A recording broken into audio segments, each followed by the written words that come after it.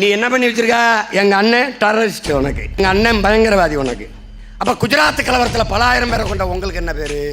ராஜீவ்காந்தி கொண்டுட்டாரு, சரி எங்கள் அண்ணன் டெரரிஸ்ட்.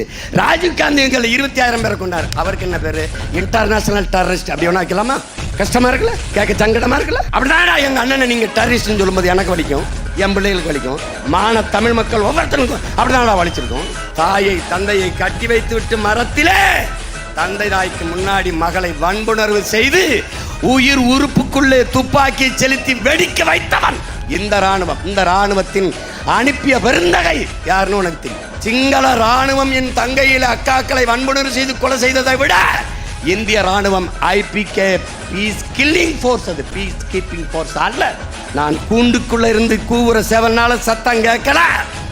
ஒரு நாள் கூரை மேல ஏறி கூவும் போது எவனும் காதை பொத்திக்கிட்டு நகர்ந்து போக முடியாது.